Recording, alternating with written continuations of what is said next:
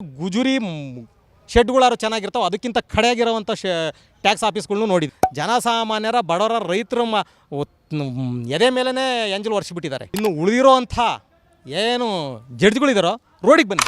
ಮಗಳರಪ್ಪಂದ್ರೆ ಎಲ್ಲೂ ಹೋಗಿಲ್ಲ, ನಮ್ಮಲ್ಲೇ ಇದ್ದಾರೆ. ಜಾಗೃತವಾಗಬೇಕು ನಮ್ಮ ಜನ. ಜಾಗೃತ ಆಗಿರೋದು ಏನು ಗೊತ್ತಾ, ನನ್ನ ವೋಟ್ ಪವರ್ ಎಷ್ಟು ಅನ್ನೋದು ಗೊತ್ತಾಗಬೇಕು ಅವರಿಗೆ. ಎಲೆಕ್ಷನ್ ಟೈಮಲ್ಲಿ ನಾಯಿಗಳ ಥರ ಎಲೆಕ್ಷನ್ ಮುಗಿದಾದ್ಮೇಲೆ ಕತ್ಕೊಳ್ತಾರ ದುಡ್ಕೊಂಡು ಬದುಕಬೇಕು. ಈ ಥರ ತಾರ ತಿಗಡಿ ಬಾರ ಯುದ್ಧನ ಇಂಥ ಬೇಕಾದಷ್ಟು ಜನ ನೋಡಿದಾರೆ. ನೀವು ರೈತರಂತ ಹೇಳ್ತಾ ಇದ್ರಿ, ಈಗ ಬಿಡದಿಯಲ್ಲಿ ರೈತರ ಹೋರಾಟ ನಡೀತಾ ಇದೆ. ಈ ಹಿಂದೆ ನಾವು ಈ ಒಂದು ಬಿಡದಿ ಹೋರಾಟದ ಕುರಿತು ಸಹಿತ ಮಾತನಾಡಿದ್ವಿ. ಅಷ್ಟೇ ಅಲ್ಲದೆ ಈಗ ಮೊನ್ನೆ ಮಾಜಿ ಪ್ರಧಾನಿಗಳಾದಂತಹ ದೇವೇಗೌಡರು ಸಹಿತ ಬಿಡದಿ ಹೋರಾಟದ ಪರವಾಗಿ, ಹೋರಾಟಗಾರರ ಪರವಾಗಿ ಏನೋ ಭೂಮಿ ಕೊಡಲ್ಲ ಅಂತಿದ್ದಾರೆ, ಅವ್ರ ಪರವಾಗಿ ಬಂದು ನಿಂತ್ಕೊಂಡಿದ್ರು. ಅದರಂತೆಯೇ ಈಗ ಮತ್ತೆ 18ರಂದು ಇದೇ ಫ್ರೀಡಂ ಪಾರ್ಕಲ್ಲಿ ಬಿಡದಿ ಹೋರಾಟ ಮತ್ತೆ ಮುಂದುವರೆಯಲಿದೆ. ಸರ್, ಬಿಡದಿ ಹೋರಾಟದ ಬಗ್ಗೆ ನೀವೇನು ಹೇಳ್ತೀರಾ? ಸರ್, ಈಗ ನೋಡಿ, KEDB ಅನ್ನುವಂಥದ್ದು ಏನಿದೆಯೋ ಹಗರಣಗಳ ಹೆಬ್ಬಾಗಿಲು. ಚಾಪೆ ಸುತ್ತಾಕೊಂಡಂತಹ ರೋಡ್ಗಳು ನೋಡಿದ್ವಿ ನಾವು, ಗುಂಡು ಬಿದ್ದಿರೋಂಥ ರೋಡ್ಗಳು ನೋಡಿದ್ರಿ, ಮುರ್ಕೊಂಡು ಹೋಗಿರೋಂಥ ಸ್ಲ್ಯಾಬ್ಗಳು ನೋಡಿದ್ರಿ, ಮುರ್ಕೊಂಡು ಹೋಗಿರೋಂಥ ಸ್ಕೂಲ್ಗಳು ನೋಡಿದ್ವಿ. ನಾವು ಕಟ್ಟೋಂಥ BBMP ಟ್ಯಾಕ್ಸ್ ಆಫೀಸ್ಗಳು ನೋಡಿದರೆ ಗುಜುರಿ ಶೆಡ್ಗಳಾರು ಚೆನ್ನಾಗಿರ್ತಾವೆ, ಅದಕ್ಕಿಂತ ಕಡೆಯಾಗಿರೋವಂಥ ಟ್ಯಾಕ್ಸ್ ಆಫೀಸ್ಗಳ್ನು ನೋಡಿದ್ವಿ. ಆದರೆ ಇದರಲ್ಲಿ ಕೆಲಸ ಮಾಡೋವಂಥವರೆಲ್ಲ ಭಾಳ ಐಷಾರಾಮಿಯಾಗಿದ್ದಾರೆ. ನಮ್ಮ ವ್ಯವಸ್ಥೆ ಎಂಥ ಹೀನ ವ್ಯವಸ್ಥೆಗಾಗಿದೆ. ಇವತ್ತು KEDB ಅಂತ ಏನು ಹೇಳ್ತಿದ್ದೀನೋ ಇದು ಭ್ರಷ್ಟಾಚಾರದ ಹೆಬ್ಬಾಗಿಲು. ಹೆಸರು ನಂದು, ಬೇರೆ ಇನ್ಯಾರದ್ದು ಅಂತ ಆಯಿತಾ. ಹೆಸರು ನಮ್ಮದೇ. KEDBಯಲ್ಲಿ ಇವತ್ತು ನಾವು ಮೂಡಾದಾಗೆ ಸೈಟಿಗೋಸ್ಕರ ಪಾಪ ಯಾರೋ ಇದು ಸಿದ್ದರಾಮಯ್ಯನ ವಿರುದ್ಧ ಪಾದಯಾತ್ರೆ ಮಾಡಿದರು. KEDB ಒಳಗೆ ಇದ್ರ 1000 ಪಟ್ಟು ಸೇರ್ಕೊಂಬಿಟ್ಟೈತೆ. 1000 ಪಟ್ಟು ತನಿಖೆ ಆಗಲಿ. ನಮಗೆ ಕೇಳ್ತಾ ಇರೋದು KEDB ಹಳೆ ಬರೀ ಏನು ಕೊಟ್ಟಿದ್ರು. ಈಗ ರೈತರು ಬಿಡಲ್ಲ ಅಂತ ಹೇಳ್ತಾರೆ. ಯಾಕೆ ಬಿಡಲ್ಲ ಅಂತ ಹೇಳ್ತಾರೆ ಅಂದರೆ ಅವ್ರಿಗೆ ಸರಿಯಾದಂಥ ಸಿಗಬೇಕಾದಂಥ ಸಿಗ್ತಾಯಿಲ್ಲ. ಏನು ಪರಿಹಾರಗಳು ಸರಿಯಾಗಿ ಸಿಗ್ತಾಯಿಲ್ಲ. ಇವರು ಸುಮ್ಮನೆ ಇವತ್ತೊಂದು ಹೇಳಿಕೆ ಕೊಡ್ತಾರೆ, ಬಿಟ್ಬಿಡ್ತಾರೆ ಅಂತ ತಿಳ್ಕೊಳ್ಳಿ. ಪರಿಹಾರಗಳು ಸಿಗ್ತಾಯಿಲ್ಲ. ಯಾಕೆ ಸಿಗ್ತಾಯಿಲ್ಲ ಅಂತ ಹೇಳಿದ್ರೆ ನೋಡಿ, ಇದು KEDB ವಶ ಆಗ್ತಿತ್ತು ಅಂತ ಹೇಳಿದ್ರೆ 25 ಲಕ್ಷಕ್ಕೋ 50 ಲಕ್ಷಕ್ಕೋ ಸಾಮಾನ್ಯ ರೈತರು ಕೊಟ್ಟು ಹೋಗಿದ್ದಾರೆ. ಅಲ್ಲಿ KEDB ಬರುತ್ತೆ, ಇನ್ಯಾರ ಹೆಸರಲ್ಲೋ ಬರುತ್ತೆ, ಇನ್ನೊಂದು ಹೆಸರಿಗೆ ಟ್ರಾನ್ಸ್ಫರ್ ಆಗಿರುತ್ತೆ, ಅವನು ಯಾವನೋ ದುಡ್ಡು ತೊಗೊಂಡಿರ್ತಾನೆ, ಅದ್ರ ಸುತ್ತ ಬಿಲ್ಡರ್ಗಳು ಇದ್ದಾಳ್ಬಿಡ್ತಾರೆ. ಇವತ್ತು ನಡೆದಿರೋವೆ ಅವೇ ಅಪಾರ್ಟ್ಮೆಂಟ್ಗಳು, ದೊಡ್ಡ ದೊಡ್ಡ ಬಿಲ್ಡರ್ಸ್ಗಳೆಲ್ಲ ಕೈ ಹಾಕಿರೋದು ಇಂಥ ಜಾಗಗಳು ಅಕ್ಕಪಕ್ಕದಲ್ಲೇ. ಯಾರಿಗೆ ಸಿಕ್ಕಿದಾವೆ ಜಾಗಗಳೆಲ್ಲ? ಬಿಲ್ಡರ್ ಕಡೆಗೆ. ಇವನಿಗೆ ಸಿಗ್ತಾ ಇರೋದು ಎಷ್ಟು? ಕೇವಲ 10%. 1 ಎಕರೆಯಲ್ಲಿ 10 to 20% ಸಿಕ್ಕಿದ್ರೆ ಹೆಚ್ಚು, ಅಷ್ಟು ಸಿಗಲ್ಲ ನನಗೆ ತಿಳಿದಿರೋ ಮಟ್ಟಿಗೆ. ಹಳೆ KEDB ಏನು ಹಗರಣಗಳೆಲ್ಲ ನಡೆದಿದ್ದಾವಲ್ಲ, ಆಗಿದಾವಲ್ಲ, ಅವನ್ನೆಲ್ಲ ಫಸ್ಟ್ ತನಿಖೆ ಮಾಡಿದರೆ ದೊಡ್ಡ ಭ್ರಷ್ಟಾಚಾರನೇ ನಡೆದು ಕೂತ್ಕೊಂಡೈತೆ. ಆಯಿತಾ. ಹಂಚಿಕೆ ಆಗ್ತೀವಿ ಅಂತ ಹೇಳ್ತಾರೆ. ಹಂಚಿಕೆ ಮಾಡೋದ್ರಲ್ಲಿ ಬಹುಪಾಲು ಅವರವೇ. ನಾನು ಹೇಳ್ತಾ ಇದ್ದೀನಲ್ಲ, ಇವರು ತಿನ್ನೋದನ್ನೆಲ್ಲ ತಿಂದುಬಿಟ್ಟು ಅಂಡಿ ಕೈಯೊರ್ಸ್ಕೊಂಡು ಇಲ್ಲ, ಜನಸಾಮಾನ್ಯರ ಬಡವರ ರೈತರ ಎದೆ ಮೇಲೇ ಎಂಜಲು ಒರೆಸಿಬಿಟ್ಟಿದ್ದಾರೆ. ಅಂಥ ಹೀನ ವ್ಯವಸ್ಥೆಗೆ ಇವತ್ತು KEDB ಅನ್ನೋದೋಗಿದೆ. ಇವತ್ತೇನು ದೊಡ್ಡ ಮಟ್ಟದಲ್ಲಿ ಹೋರಾಟ ಮಾಡಬೇಕು ಅಂತ ನೀವು ಬಿಡದಿ ಹೋರಾಟ ಅಂತ ಹೇಳಿದ್ರು, ಅದು ಇವತ್ತು ಇಡೋ ಬರೋ ಏನು ಕರ್ನಾಟಕದಾದ್ಯಂತ ಇರುವಂಥ ರೈತ ಸಂಘಟನೆಗಳು ಎಲ್ಲವೂ ಕೂಡ ಬಿಡದಿ ಬಂದು ಹೋಗಿದ್ದಾವೆ. ನಡೆದಾಡುವಂಥ ದೇವರು, ನ್ಯಾಯ ದೇವತೆ ಅಂತ ಹೇಳ್ತೀವಿ ಯಾರನ್ನ, ನಮ್ಮ ಹೆಗಡೆಜಿಯವರ, ಅವರೂ ಕೂಡ ಬಂದು ಹೋದರು. ಅದಾದಮೇಲೆ ಸುಪ್ರೀಂ ಕೋರ್ಟ್ ಜಡ್ಜು ಕೂಡ ಬಂದು ಹೋದರು. ಇನ್ನೂ ಏನು ಬೇಕು? ಅಲ್ಲ, ನಿವೃತ್ತ ಸಂತೋಷ್ ಹೆಗಡೆಜಿ ಬಂದು ಹೋಗಿದ್ದಾರೆ. ಅವರು ಬಂದು ಹೇಳಿದರು, ನೀವು ರೈತರು ಹೊಟ್ಟೆ ಮೇಲೆ ಹೊಡೆಯೋಂಥ ಕೆಲಸಗಳು ಮಾಡಬೇಡಿ ಅಂತ. ಇದಕ್ಕಿಂತ ಇನ್ನೇನು ಬೇಕು ರೀ? ಇವತ್ತು ನ್ಯಾಯಾಂಗ ವ್ಯವಸ್ಥೆಯಲ್ಲಿ ನಾನು ಕೇಳ್ಕೊಳೋದಷ್ಟೇ, ಸಂತೋಷ್ ಹೆಗಡೆಜಿ ಅವ್ರ ಹತ್ರ ಇನ್ನು ಉಳಿದಿರೋ ಅಂಥ ಏನು ಜಡ್ಜ್ಗಳಿದಾರೋ ರೋಡಿಗೆ ಬನ್ನಿ, ಸಾಮಾಜಿಕ ನ್ಯಾಯದ ಕಡೆ ಬನ್ನಿ, ಜನಸಾಮಾನ್ಯರ ನ್ಯಾಯದ ಕಡೆಗೆ ಬನ್ನಿ. ನಮಗೆ ಅಲ್ಲಿ ಕೋರ್ಟ್ಗಳಲ್ಲಿ ನ್ಯಾಯ ಸಿಗ್ತಿತ್ತೋ ಗೊತ್ತಿಲ್ಲ.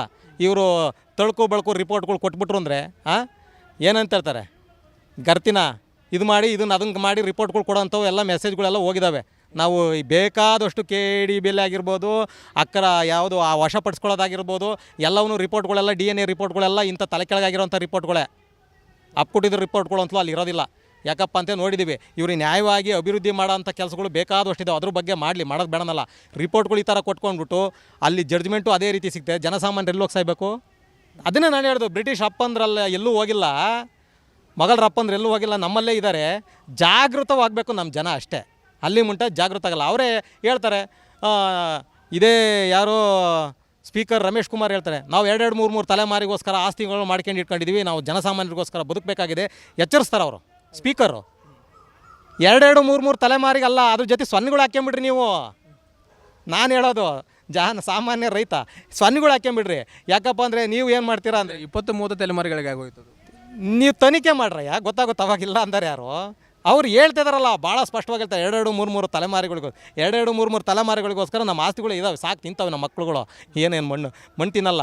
ಇವ್ರು ತನಿಖೆ ಮಾಡಿ ಗೊತ್ತಾಗುತ್ತೆ ಯಾಕೆ ಅಂತ. ಈಗ ಈ ಕಣ್ಣೆದ್ರಿಗೆ ಈ ರೀತಿಯಾಗಿ ನಡೆಸ್ತಿದ್ದಾರೆ ಅಂದರೆ ಇದು ಸಾಮಾಜಿಕ ಜಾಲತಾಣಗಳು ಮೀಡಿಯಾಗಳು ಬಂದ ಮೇಲೆ ಹೊರಗೆ ಬರ್ತಾ ಇರೋಂಥದ್ದು. ಅಲ್ಲಿ ಮುಂಟೆ ಯಾಕೆ ಬರ್ತಿರಲ್ಲ? ಅಲ್ಲಿ ಮುಂಟೆ ಸೂಟ್ ಕೇಸ್ ಕಳಿಸಿದ್ರೆ ಮುಗಿದೋಯ್ತು ಗುರು. ಸೂಟ್ ಕೇಸ್ ಕಳಿಸ್ಬಿಟ್ರೆ ಮುಗಿದೋಯ್ತು. ಅವನು ಬಾಯಿ ಮುಚ್ಕೊಂತಾನೆ. ನೀನು ಬಂದಿದೆಯಾ ಅಂದರೆ ನಿನಗೆ 1 ಕೋಟಿನೋ 2 ಕೋಟಿನೋ ಕೊಡ್ತೀನಿ ಅಂದರೆ ನೀನು ಹೋಗಿ ಫೀಲ್ ಆಗ್ಬಿಡ್ತೀಯ. 4-5 ಜನ ಮೀಡಿಯಾಗಳು ಇರ್ತಿದ್ರು, ಅವಾಗ ಮುಚ್ಚಿಸ್ಬಿಡೋರು ಬಾಯಿ ಬೇಕಾರೆ. ಈಗೆಲ್ಲಿ ಮುಚ್ಚಿಸ್ಕೊಂತಾರೆ? ಪ್ರಪಂಚಕ್ಕೆ ಗೊತ್ತಾಗ್ತಾ ಇದೆ ಇವ್ರದ್ದು ಏನೇನು ನಾಟಕಗಳು, ನವರಂಗಿ ಆಟಗಳು ಏನೇನು ನಡೀತಿದ್ದಾವೆ ಅಂತ. ಇದಕ್ಕೆಲ್ಲ ಕಡಿವಾಣ ಬೀಳ್ತಾ ಇದ್ದಾವೆ. ಇವತ್ತು ಜನ ಜಾಗೃತ ಆಗಿರೋದು ಏನು ಗೊತ್ತಾ? ನನ್ನ ವೋಟ್ ಪವರ್ ಎಷ್ಟು ಅನ್ನೋದು ಗೊತ್ತಾಗಬೇಕು ಅವರಿಗೆ. ನನ್ನ ವೋಟ್ ಪವರ್ ಎಷ್ಟು? 4 ಲಕ್ಷ ಕೋಟಿ ಬಜೆಟ್ ಮಂಡನೆ ಆಗ್ತಿದಲ್ಲ, ನನ್ನ ಪವರ್ ಏನು ಅನ್ನೋದು ಗೊತ್ತಾಗಬೇಕು. ಈ ಹಣ ಎಲ್ಲಿ ಹೋಗ್ತಾ ಇದೆ ಅದ್ರ ಬಗ್ಗೆ ತಿಳುವಳಿಕೆ ಸಿಗಬೇಕು. ಒಬ್ಬ ಯೋಧನ ಸನ್ಮಾರ್ಗ ಏನಿದೆಯೋ, ಒಬ್ಬ ಯೋಧ ದೇಶವನ್ನು ಹೆಂಗೆ ರಕ್ಷಣೆ ಮಾಡ್ತಾರೋ ಆ ಥರ ರಕ್ಷಣೆ ಮಾಡ್ಕೊಳ್ಳುವಂಥ ನಮಗೆ ನಾಯಕ ಸಿಗಲಿ ಅಂತ ಒಂದು ಆಸೆ ಪಡಬೇಕು. ಆವಾಗ ಈ ಸಮಸ್ಯೆಗಳಿಗೆಲ್ಲ ತಿಲಾಂಜಲಿ ಇಕ್ಬೇಕು. ನಾನು ಕೇವಲ ಜಾತಿಗೋಸ್ಕರ ಓಟ್ ಹಾಕ್ತೀನಿ, ನಾನು 200 ರೂಪಾಯಿಗೋಸ್ಕರ ಓಟ್ ಹಾಕ್ತೀನಿ, ಸಣ್ಣ ಪಾಟ ಆಮಿಷಗಳಿಗೋಸ್ಕರ ಓಟ್ ಹಾಕ್ತೀನಿ ಅಂದರೆ ನಾನು ಇವತ್ತು ಹೇಳ್ತೀನಿ, ಇನ್ನೂ 100 ವರ್ಷ ಆದರೂ ಕೂಡ ಪ್ರಜಾಪ್ರಭುತ್ವ ಯಶಸ್ವಿ ಆಗೋದಿಲ್ಲ. ನೀವು ಗುಲಾಮ್ಗಿರಿ ಬಿಟ್ಟು ಬದುಕೋದಿಲ್ಲ. ಎಲೆಕ್ಷನ್ ಟೈಮಲ್ಲಿ ನಾಯಿಗಳ ಥರ, ಎಲೆಕ್ಷನ್ ಮುಗಿದಾದ ಮೇಲೆ ಕತ್ಕೊಳ್ತಾರ ಬದುಕಬೇಕಾಗ್ತದೆ. ಈಗ ಸರ್ಕಾರದಿಂದ 2 ಕೋಟಿ ಕೊಡ್ತಾವಂತೆ ಮೊದಲೇ ಹೇಳಿದ್ರು ಸರ್. ಈಗ 2 ಕೋಟಿ ಬದಲಾಗಿ ಈಗ 3 ಕೋಟಿ ಕೊಡಲು ಒಪ್ಕೊಂಡಿದ್ದಾರೆ. ಅಂದರೆ ಈಗ ಬರ್ತಾ ಸರ್ಕಾರ ಜಾಸ್ತಿ ಮಾಡ್ತಾ ಹೋಗ್ತಾ ಇದೆ. ಅಂದರೆ ಸರ್ಕಾರನೇ 3 ಕೋಟಿ ಕೊಡ್ತಾ ಇದೆ ಅಂದರೆ ಈಗ ಸರ್ಕಾರಕ್ಕೆ ಅದರಿಂದ ಎಷ್ಟೊಂದು ಲಾಭ ಇರ್ಬೋದು ಅಂತ ಬಿಡದಿ ಒಂದು ಪ್ರಾಜೆಕ್ಟಿಂದ. ಈಗ 3 ಕೋಟಿ ಕೊಡ್ತೀವಿ ಅಂತ ಹೇಳ್ತಿದ್ದಾರೆ. ನೀವು ಕೇಳ್ತಿರೋ ಪ್ರಶ್ನೆ ಭಾಳ ಚೆನ್ನಾಗಿದೆ. 3 ಕೋಟಿ 1 ಎಕರೆ ಕೊಡ್ತೀರಿ ಅಂತ ಹೇಳ್ತಾರಲ್ಲ, ಕೊಟ್ಟು ತೊಗೊಳ್ಳೋ ಅಂಥವ್ರು ಏನಿರೋದ್ರ ತೊಗೊಳ್ಳಿ. ರೆಡ್ ಝೋನ್ ತೆಗ್ದಾಕಿ, ನಿಮ್ಮ ಕೈಯಲ್ಲಿ ಇದೆಯಲ್ಲಪ್ಪ. ಸಾಮಾಜಿಕ ನ್ಯಾಯ, ಸಾಮಾಜಿಕ ಬದ್ಧತೆ, ಸಾಮಾಜಿಕ ಕಳಕಳಿ. ನೀನು ಎತ್ತಿ ಬಾಯ್ಕೊಕ್ಕೆ ಹಾಕ್ಬಿಟ್ಟು ಎಮ್ಮಿ ಮುಸ್ರೆ ಇಕ್ತಾ ಇದೆಯಾ? ಎತ್ತಿ ಬಾಯ್ಕೊಕ್ಕೆ ಹಾಕೋದು, ಅದಕ್ಕೆ ಇಕ್ಕದಂಥ ಇಂಡಿ ಬೂಸನ ಎಮ್ಮೆಗೆ ಇಕ್ತಾ ಇದೆಯಾ? ಈ ಥರ ತಾರ ತಿಗಡಿ ಬಾರೋ ಯುದ್ಧನ ಇಂಥ ಬೇಕಾದಷ್ಟು ಜನ ನೋಡಿದಾರೆ ನಮಗೆ. ನಾವು ಕೇಳೋದಿಷ್ಟೇ, ನೀನು ನ್ಯಾಯವಾಗಿ ಮಾಡೋಂಗಿದ್ರೆ ತೆಗ್ದಾಕದ ರೆಡ್ ಝೋನ್ ತೆಗ್ದಾಕು, ಜನನ ಪಬ್ಲಿಕ್ಕಲ್ಲಿ ಕೂರಿಸ್ಕೊ, ನೀನು ಕೇಳ್ಕೊ, ಯಾರ್ಯಾರು ಕೊಡ್ತಾರೋ ಅವ್ರ ಹತ್ರ ಸಿಗ್ನೇಚರ್ ಮಾಡಿಸ್ಕೊಂಡೋಗು. ನೀನು ಮುಖವಾಡ ಹಾಕ್ಬಿಟ್ಟು ಬಾಯಿ ಕುಕ್ಕೆ ಹಾಕ್ಬಿಟ್ಟು ಬೂಸ ಇಟ್ಬಿಟ್ಟು ನೀನು ತಿನ್ನು ಅಂದರೆ ತಿನ್ನೋಕ್ಕಾಗ್ತಿತ್ತಾ? ಈ ಥರ ನವರಂಗಿ ಆಟಗಳನ್ನೆಲ್ಲ ಯಾಕೆ ಆಡ್ತೀರಾ? ಕಾನೂನುಬದ್ಧವಾಗಿ ಮಾಡಿ. ನಿಮಗೆ ನಿಜವಾಗ್ಲೂ ಇಚ್ಛಾಶಕ್ತಿ ಇದೆ, ಅಲ್ಲಿ AICTನೇ ಮಾಡ್ತೀವಿ, ನಾನು ಅಲ್ಲಿ ಅಭಿವೃದ್ಧಿನೇ ಮಾಡಬೇಕು, ಗೂಳೆ ಓಡ್ತಾ ಇದ್ದಾರೆ ಅಂತ ಕೈ ತೋರಿಸಿ ಹೇಳ್ತಾ ಇದೀವಲ್ರಿ. ಅಲ್ಲಿ ಇರೋರು ಮನುಷ್ಯ ಅಲ್ವ ನಿನಗೆ? ಅವ್ರಿಗೆ ಕುಡಿಯೋಕ್ಕೆ ನೀರಿಲ್ಲ, ಜಾನುವಾರುಗಳಿಗೆ ಮೇವಿಲ್ಲ, ಬರಗಾಲ ಆವರಿಸ್ಕೊಂಡಿದೆ, 1500 ಅಡಿ ಕೊಡಿದ್ರು ನೀರು ಬರ್ತಾಯಿಲ್ಲ, ಗೂಡೆ ಬಿಡ್ತಾರೆ. AICT ಮಾಡೋದು ಬೇಡ, ಫಸ್ಟು ಕುಡಿಯೋಕ್ಕೆ ನೀರು, ಫಸ್ಟು ಊಟ ಅರೇಂಜ್ ಮಾಡೋದನ್ನು ಕಲೀರಿ ಅವರಿಗೆ. ಅದಕ್ಕೆ ಬೇಕಾದಂಥ ವ್ಯವಸ್ಥೆಯನ್ನು ಕಲ್ಪಿಸ್ಕೊಡೋಂಥ ಕೆಲಸ ಕೊಡಿ. ಗೂಳೆ ಓಡ್ತಾ ಇದ್ದಾರೆ ಜನ, ಅದಕ್ಕೆ ಕೊಡಿ. ನೀನು ಇಲ್ಲಿ 3 ಕೋಟಿ ಕೊಡ್ತೀನಿ, ರೆಡ್ ಝೋನಿಗೆ ನಾವು ಭಾಳ ಸ್ಪಷ್ಟವಾಗಿ ನಿಮಗೆ ಓಪನ್ ಮಾಡಿ ಕೈ ಬಿಟ್ಟಿದ್ದೀವಿ. ಏನು 3 ಕೋಟಿ ನೀನೇನು ಕೊಡಲ್ಲ, ನೀನು ಕೊಡಂಗಿದ್ರೆ ರೆಡ್ ಝೋನ್ ಬಿಟ್ಬಿಟ್ಟು ತೆಗೆದುಬಿಟ್ಟು ನೋಡೋಣ. ಈಗ ರೆಡ್ ಝೋನ್ ಅಂತ ಇದ್ರಿ ನೀವು. ರೆಡ್ ಝೋನ್ ಅಂತ ಅಂದ ತಕ್ಷಣ ಈಗ DK ಶಿವಕುಮಾರ್ ಅವರು ಈಗ ಆಡಳಿತದಲ್ಲಿರುವಂಥ ಸರ್ಕಾರ, ಈಗ ಏನು ಮಾಜಿ ಮುಖ್ಯಮಂತ್ರಿಗಳಿದ್ರಲ್ಲ, ಕೇಂದ್ರ ಸಚಿವರಾಗಿದ್ದಾರೆ ಸದ್ಯಕ್ಕೆ, ಒಬ್ಬರು ಏನು HD ಕುಮಾರಸ್ವಾಮಿ ಅವ್ರ ಮೇಲೆ ಇವ್ರು ಹಾಕ್ತಾ ಇದ್ದಾರೆ, ಅವರು ಇವ್ರ ಮೇಲೆ ಹಾಕ್ತಿದ್ದಾರೆ. ಈಗ ಇದು ಏನು ಒಂದಷ್ಟು ಮೊದಲಿಂದ ನೋಡ್ತಾ ಬಂದಿದ್ದೀವಿ ನಾವು. ಇದು ಪ್ರತಿಷ್ಠೆಯ ಒಂದು ಜಗಳ ಆಗಿದೆಯಾ ಬಿಡದಿ ಹೋರಾಟ? ಅವ್ರವ್ರ ಪ್ರತಿಷ್ಠೆಗಾಗಿ ಇವತ್ತು ಬಿಡದಿಯ ರೈತರು ಬೀದಿ ಪಾಲಾಗ್ತಾ ಇದ್ದಾರಾ ಅಂತ ನಿಮ್ಗೇನು ಅನಿಸುತ್ತೆ? ಇದು ನಾನು ಫಸ್ಟೇ ಹೇಳಿದೆ, KEDB ಒಂದು ಹಗರಣದ ಹೆಬ್ಬಾಗಿಲು ಆಯಿತಾ. ಒಂದು ಬಿಸ್ಕೆಟ್ ಹಾಕಿದರೆ ಅದನ್ನು ತಿನ್ನೋಕ್ಕೊಂದಿಷ್ಟು ಬರ್ತವೆ, ಅದಾದ ತಕ್ಷಣ ನೆಕ್ಸ್ಟ್ ನಾವೆಲ್ಲ ಕವರ್ ಮಾಡಿಬಿಡಾರ್ದು. KEDBನೂ ಹಂಗೆ, ಈ ರೆಡ್ ಝೋನ್ ಅನ್ನೋಂಥದ್ದು ಹಂಗೆ ಆಯಿತಾ. ಇದು ಇವರಿಗೆ ಬೇಕಾಗಿರೋ ಫಂಡು ಡೆವಲಪ್ ಆಗೋದು ಅಲ್ಲೇ. ಇವತ್ತು ಹೇಳ್ತಿದ್ದಾರೆ 37,000 ಕೋಟಿ ಅದರಲ್ಲಿ ಸಿಗುತ್ತೆ ಅಂತ. ಯಾರು? ನಿಖಿಲ್ ಕುಮಾರಸ್ವಾಮಿ ಅವರೇ ಹೇಳಿದರು. ಅದರಲ್ಲಿ ಇನ್ಕಮ್ ಇದೆ, 37,000 ಕೋಟಿ ಇದೆ ಅಂತ ಹೇಳ್ತಿದಾರಲ್ಲ. ನಾನು ಕೇಳೋದಿಷ್ಟೇ, 37,000 ಕೋಟಿ ಓಕೆ, ರೆಡ್ ಝೋನ್ ತೆಗಿಯೋಕ್ಕೆ ಅವಕಾಶ ಮಾಡಿಕೊಡಿ. ಪ್ರತಿಷ್ಠೆ ಆವಾಗ ನೀವು ಮಾಡಿದ್ರಿ, ಇವತ್ತು ತೆಗೀರಿ ಅಂತೇಳಿ, ರೆಡ್ ಝೋನ್ ತೆಗಿಯೋಕ್ಕೆ ಹೇಳಿ. ಇಲ್ಲ ಅಂದರೆ ಈ KEDB ಅಕ್ವೈರ್ ಅನ್ನೋದು ಹೇಳಿದೆ, ಭೂಮಿ ಅಕ್ವೈರ್ ಅನ್ನೋದು ಹೇಳಿದೆಯೋ, ಸೆಂಟ್ರಲ್ ಗೌರ್ಮೆಂಟ್ ಕೈಗೆ ಹೋಗ್ಬಿಡಲಿ, ದೊಡ್ಡ ಮಟ್ಟದಲ್ಲಿ ತನಿಖೆ ಆಗಲಿ, ಇದಕ್ಕೆ ಸಮಂಜಸವಾದಂಥ ಕಾನೂನುಗಳು ಬರಲಿ, ನಿಷ್ಕಾಮ ಸ್ವರೂಪದ ಕಾನೂನುಗಳು ಬರಲಿ. ಯಾವುದೇ ಕಾಮದ ವಾಸನೆಗಳಿಲ್ಲದಂತೆ, ಭ್ರಷ್ಟಾಚಾರದೆಲ್ಲ ಇಲ್ಲದಂತೆ ಬರುವಂಥ ನಿಷ್ಕಾಮ ವ್ಯವಸ್ಥೆಯ ಕಾನೂನುಗಳು KEDB ಬರಲಿ. ಇವರೇನು ಮಾಡ್ತಾರೆ, KEDB ಅಂತ ಒಂದು ಮುಂದಿಟ್ಬಿಟ್ಟು ಅಂತ ಹೇಳಿದ್ರೆ ಅಲ್ಲೇ ಜನ ಎಲ್ಲ ಗೂಳೆಬ್ರಿಸೋಂಥ ಕೆಲಸಗಳನ್ನ ಮಾಡ್ತಾರೆ. ಸರ್ಕಾರ ವಶಪಡಿಸ್ಕೊಳ್ತೈತೆ, ವಶಪಡಿಸ್ಕೊಳ್ತಿದ್ದಂಕಲ್ಲ ಏನಾಗುತ್ತೆ, ನಮಗೇನು 4 ಕಾಣಿಕೆ ಹಾಸ್ಕೊಡಲ್ಲ.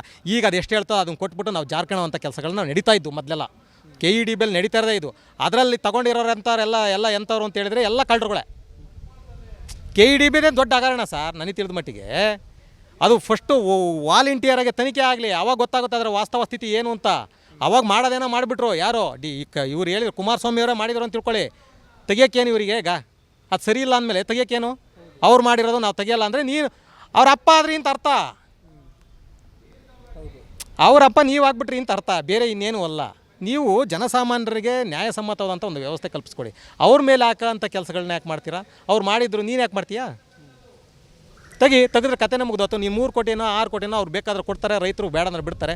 ಇಲ್ಲ ಹಂಗೂ ಒಂದು ಪಕ್ಷ ಇದನ್ನು ಒಳ್ಳೆ ರೀತಿಯಾದಂಥ ಒಂದು ವ್ಯವಸ್ಥೆ ಕರ್ಕೊಂಡು ಹೋಗಬೇಕು ಅಂದರೆ ಕಾನೂನಾತ್ಮಕವಾಗಿ ನ್ಯಾಯಸಮ್ಮತವಾದಂಥ ಒಂದು ವ್ಯವಸ್ಥೆಯಲ್ಲಿ ಯಾವ ರೀತಿ ಪಾಲ್ಗೊಳ್ಳೋದು ಅದು ಮಾಡಿ.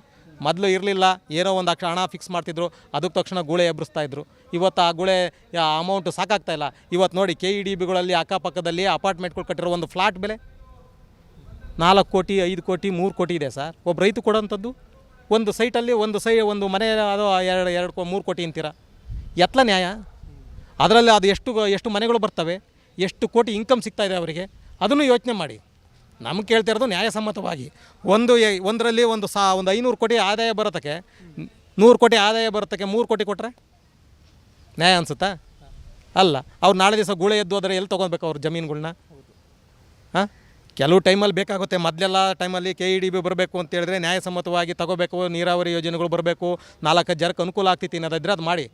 ನೀವು ರಿಯಲ್ ಎಸ್ಟೇಟ್ ಮಾಡ್ಕೊಂಡು ಯಾವುದೋ ಒಂದು AICT ಮಾಡ್ತೀವಿ ಅಂತ ಹೊರಟು ಇನ್ಯಾರಿಗೋ ಇದು ಮಾಡ್ತೀವಿ, ನಾವು ಪ್ರತಿಷ್ಠೆ ಉಳಿಸ್ಕೋಬೇಕು, ನಾನು ಇದು ಮಾಡಿದ್ದೆ ಅದು ಮಾಡಿದ್ದೆ ಅನ್ನೋದಕ್ಕೋಸ್ಕರ ಜನಸಾಮಾನ್ಯರನ್ನ ಯಾಕೆ ಬಲಿ ಕೊಡ್ತಾ ಇದ್ದೀರಾ? ಜನಸಾಮಾನ್ಯರಿಗೆ ಪೂರಕವಾದಂಥ ಅವಶ್ಯಕತೆ ಇರುವಂಥ ವ್ಯವಸ್ಥೆಗಳನ್ನು ತರೋದಾದರೆ ನೀವು ಮಾಡ್ಕೊಳ್ಳಿ. ಪ್ರತಿಷ್ಠೆಗೋಸ್ಕರ ಬದುಕೋದನ್ನು ಕಲಿಬೇಡ್ರಿ. ಜನಸಾಮಾನ್ಯರಿಗೋಸ್ಕರ, ಜನಸಾಮಾನ್ಯರ ಸ್ವಾಸ್ಥ್ಯ ಉಳಿಸೋದಕ್ಕೋಸ್ಕರ ಬದುಕೋದನ್ನು ಕಲೀರಿ. ಅಂಥ ವ್ಯವಸ್ಥೆ ಒಳಗಡೆ ನಮ್ಮನ್ನು ತಗೊಂಡೋಗಿ.